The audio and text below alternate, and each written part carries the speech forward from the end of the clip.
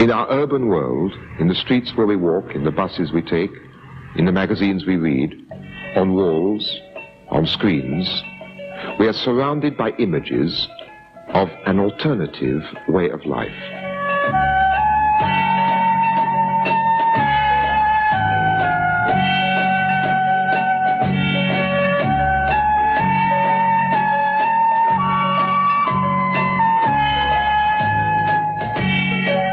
We may remember or forget these images, but briefly we take them in, and for a moment they stimulate our imagination, either by way of memory or anticipation. But where is this other way of life?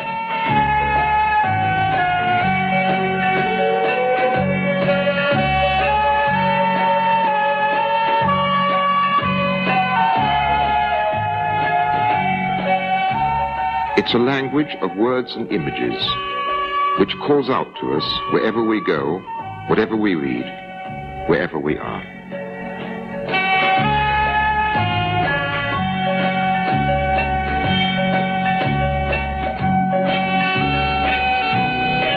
Where do they exist, these fabulous rewards and objects and people?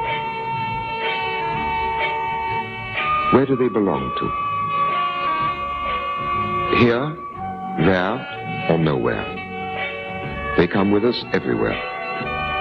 We take them away in our minds.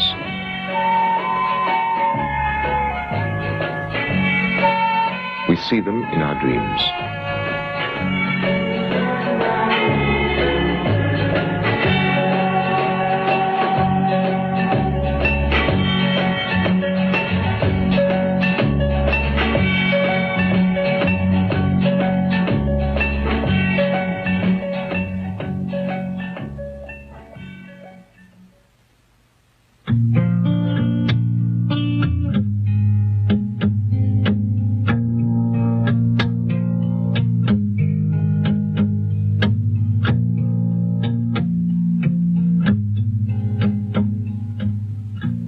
Publicity proposes to each of us in a consumer society that we change ourselves or our lives by buying something more.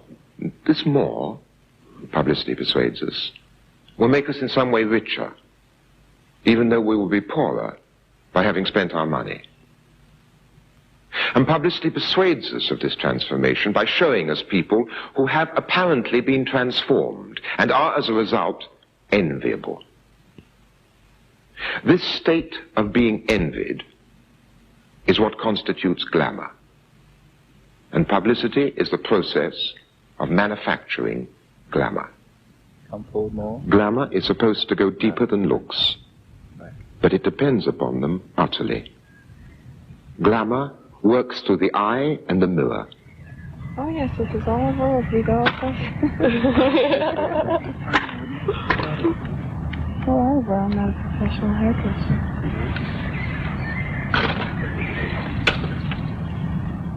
Can you get the tangle out? Glamour is for everybody who believes they can be glamorous, or perhaps more accurately, for everybody who finds that they cannot afford not to be glamorous. Yes. Keep the fringes free, Oliver.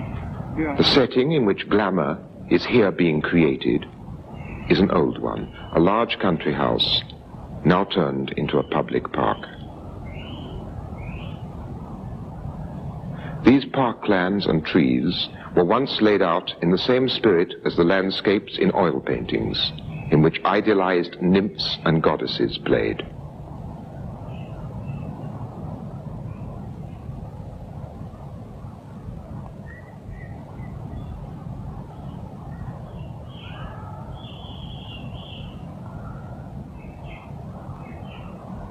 Trying to make it look like three flowers in the tree. Come in a little bit more. Can you? No, you stay there. That's fine. Now, the model has taken the place of the goddess. Yet glamour is a new idea. For those who once lived in the country houses and owned the classical oil paintings, the idea of glamour did not exist. Ideas of grace, elegance, authority amounted to something apparently similar, but fundamentally very different. When everybody's place in society is more or less determined by birth, personal envy is a less familiar emotion. And without social envy, glamour cannot exist. Envy becomes a common emotion in a society which has moved towards democracy and then stopped halfway, where status is theoretically open to everyone, but enjoyed by only a few.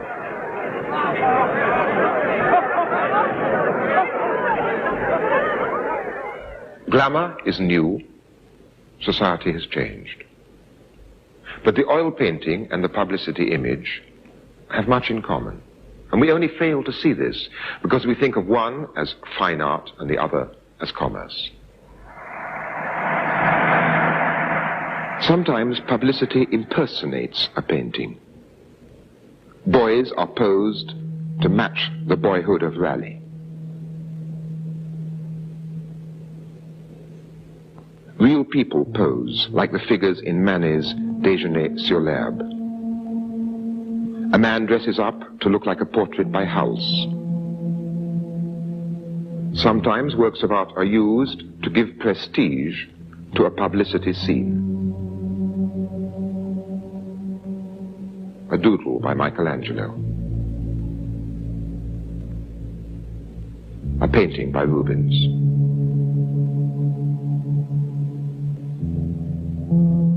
A painting by Dürer. A whole sea by Hokusai. Usually the references to art are less direct. It is a question of publicity echoing devices once used in oil painting, devices of atmosphere.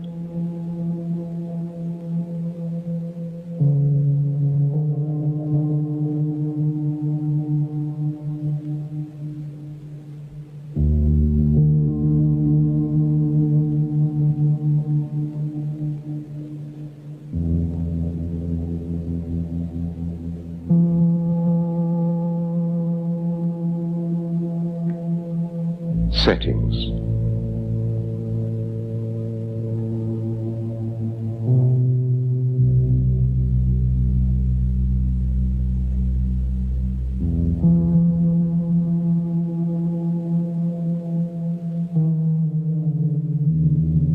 Pleasures. Objects.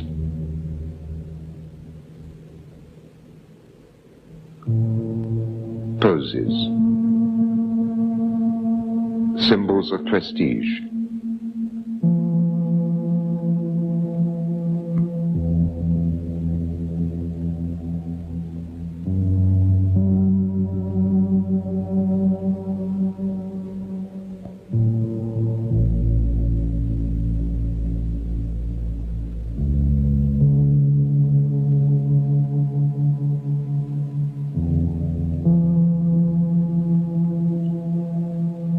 Gestures.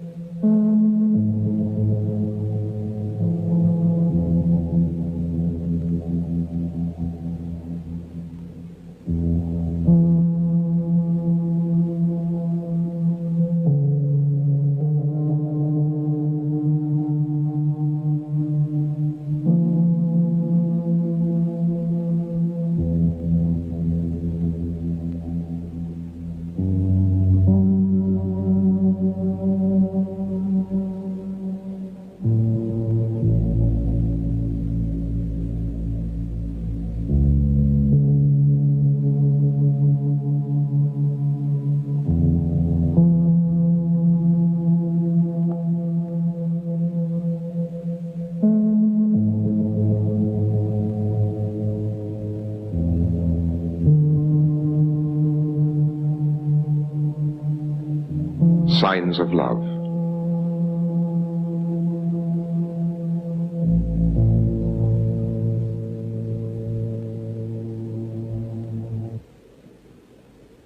Oil painting, as I tried to show last week, was a medium especially developed in order to render on canvas the physical texture and tangibility of things.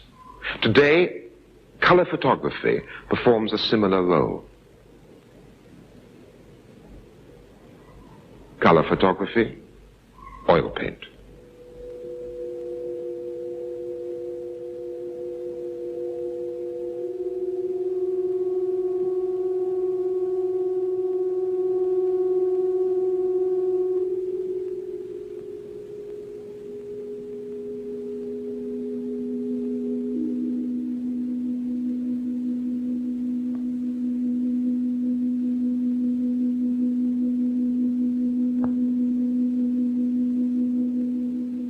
Publicity and oil painting use many of the same references and celebrate the same qualities in things, share many of the same ideals, all of them related to the principle that you are what you have.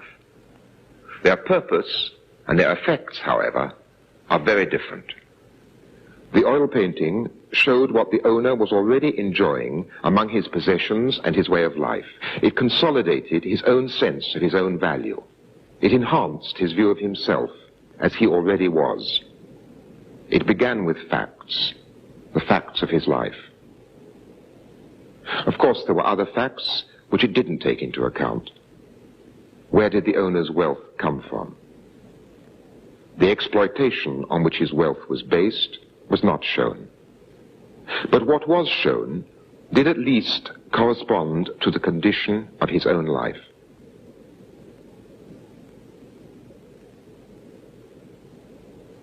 Publicity is different. It appeals to a way of life we aspire to or think we aspire to, but have not yet achieved. A publicity picture suggests that if we buy what it is offering, our life will be different from what it is. Scene after scene shows you this different life.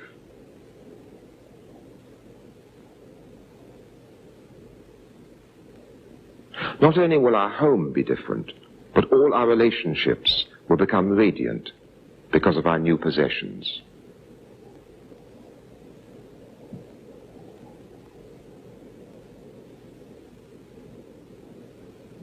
But we can only achieve such radiance if we have money.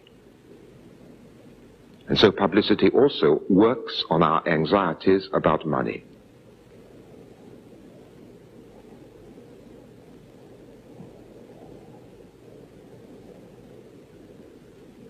Urging each of us to scramble competitively to get more. Making money appear as if it were itself magical.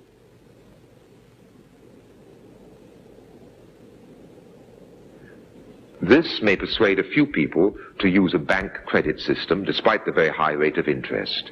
But what is more important is that it promotes the illusion that a man's ability to consume is directly related to his sexual virility. According to the rules of the dream, those who do not have this power, those who lack glamour, become faceless, almost non-existent. Publicity both promises and threatens. It plays upon fear, often the fear of not being desirable, of being unenviable.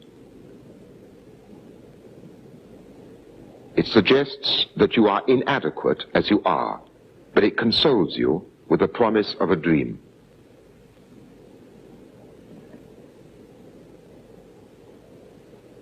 Behind the dream are the working lives of the very people it addresses.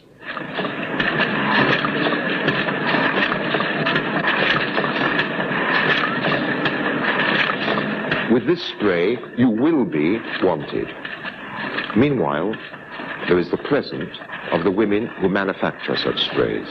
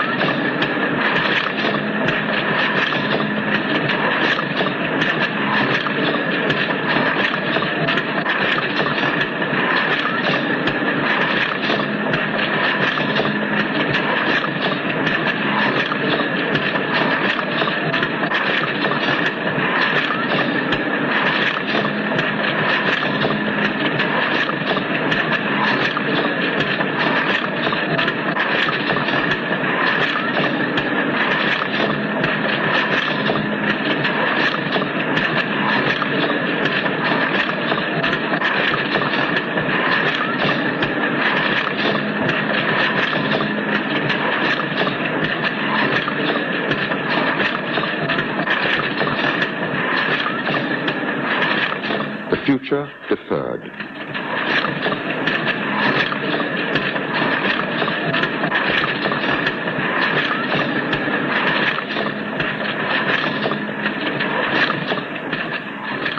Meanwhile, the interminable present.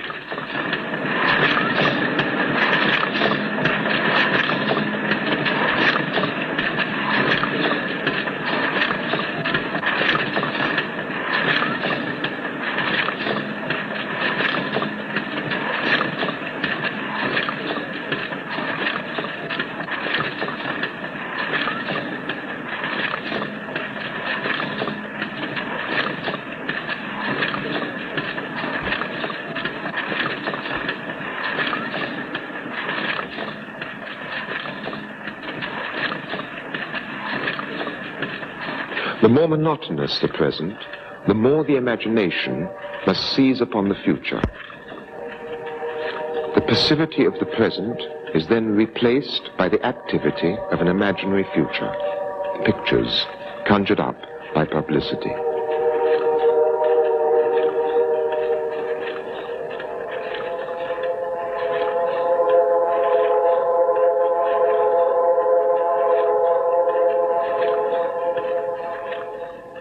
The imagery may be public, but the dreams are intimate. Here are 3 such dreams. The dream of later tonight.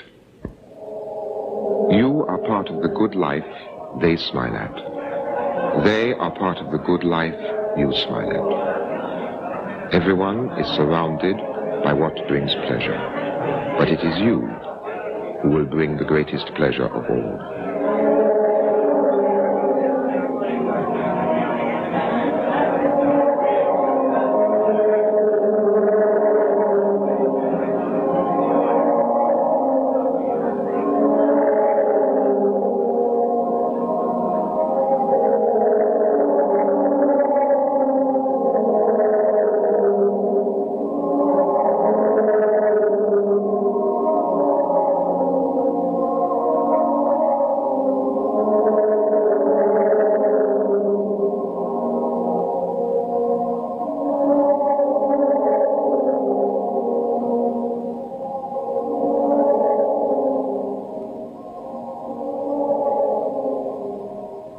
And next morning, you'll still feel the same about it.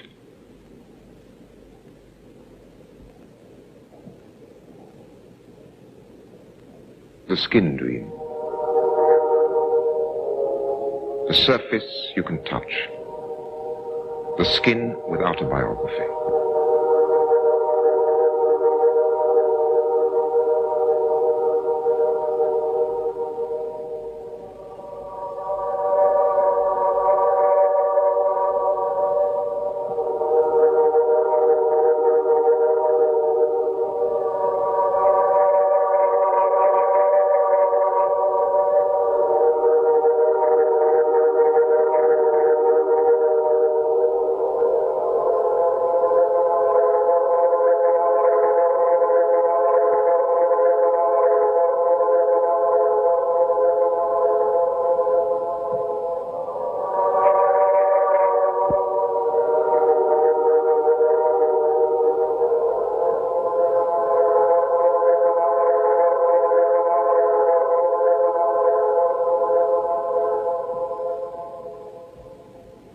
The dream of a far-away place, to lie down on a bed alone, to allow one's thoughts to pass through the light of the window, to travel elsewhere, conjuring images.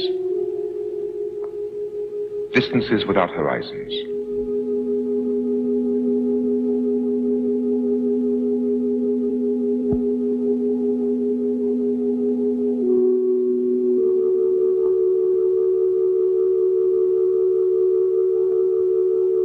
To be in 2 worlds at the same time, just where Europe ends.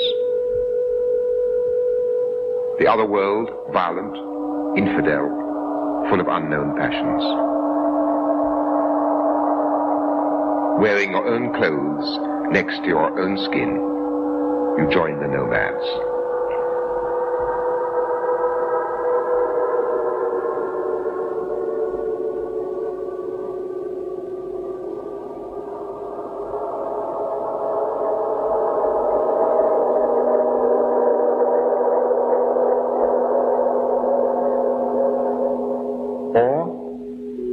to go north to ancient castles, an age of chivalry, of romantic love. It is dawn. You are innocent, you are pure, you are ready to travel again. Publicity works on the imagination, but it does something else too. Because publicity pretends to interpret the world around us and to explain everything in its own terms, publicity adds up to a kind of philosophical system.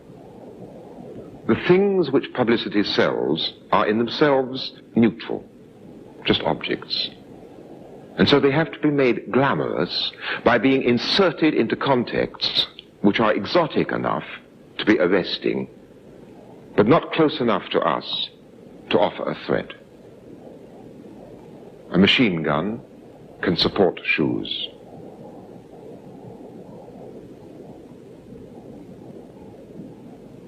Revolution can be wrapped around anything. In this way, publicity abuses the realities of public figures and events and struggles in other parts of the world. Sometimes this reality and this unreality confront each other, and then we are faced by a contrast which is incomprehensible. Look, I open a copy of the Sunday Times color magazine. Aramis is an attitude. It is not merely proposing a new shaving soap. It is proposing, as it says, an attitude, a life, a civilization. The highest value of this civilization is the individual ego. Pimm's tastes every bit as good as it looks and is easy to drink, which is sometimes hard for us to live with, because we wouldn't want people to think the chords it strikes are all meek and mild-mannered. So, when you're through with your first half pint of Pimm's, stand back and see how you look, and face the hard truth. That song may have ended, but the melody is lingering on. I turn the page. These are photographs of refugees from East Pakistan fled to West Bengal.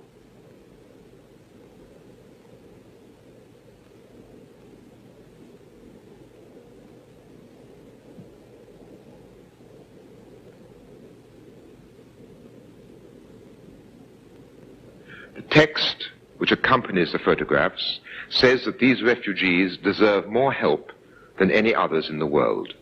The writer appeals to the public conscience. But if I turn the page again, the inadequacy of such appeals becomes obvious. The words and pictures on these pages all appear to be real and all belong to the same language. The text, the photographs taken in Pakistan, the photographs taken for the publicity, the editing of the paper, the layout, the printing, all are elements of the same culture, our culture. Yet, between each page, there is such a fissure, such a disconnection, such incoherence, that one can only say this culture is mad. On pages like these, reality itself becomes unrecognizable. It is difficult in this clamor to explain why one set of victims deserves more attention and more help than any others. There have been so many refugees in recent years. Aperitifs can be a bit sweet for today's taste, so a lot of people go to the other extreme and serve dry drinks that taste of nothing. What do words mean when juxtaposed like this? What happens in East Pakistan, or for that matter Birmingham, any historic event anywhere, is always on the far side of the frontier of the publicity dream. What happens out there happens to strangers whose fate is meant to be different from ours. What happens in the dream is meant to happen to us. Things happen after a Badidas path.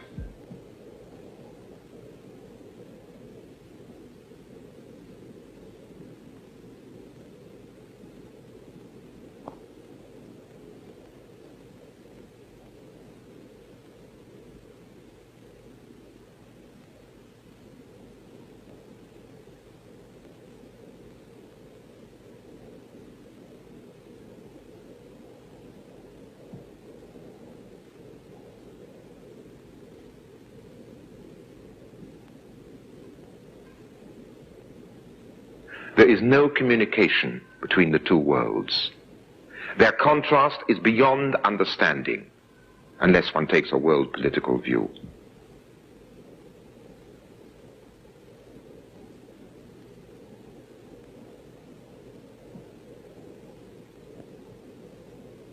Yet, what is really the connection between these publicity images and our own lives, between their promises and our own needs? Why, eventually, are these publicity images so bleak?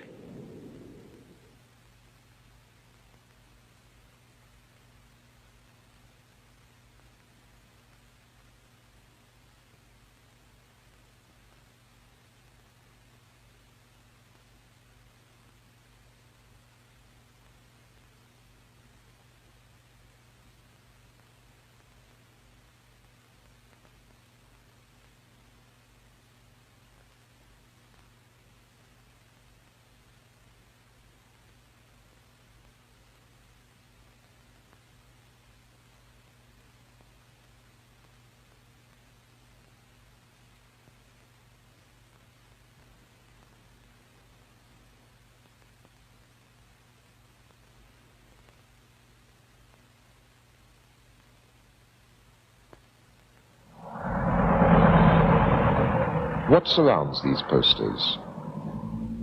Oil paintings were surrounded by gold frames which symbolized the wealth of the owner within the picture and around it. What surrounds the publicity image is us as we are. The magical purchase, the buy which is meant to transform us but which excludes us as we now are, fills the gap between life as it is and life as we are told it might be. This false filling of the gap prevents us realizing how we might really begin to close that gap. Such a beginning would start with the struggle to take over the control of our own lives, political decisions instead of purchases. This series began by considering the tradition of the European oil painting. It has ended by us looking at publicity images today, because I believe that in many respects these images continue that tradition. I have been critical of many things in that tradition, of our culture, of some of the values which it celebrates. And I've illustrated my arguments by using the modern means of reproduction.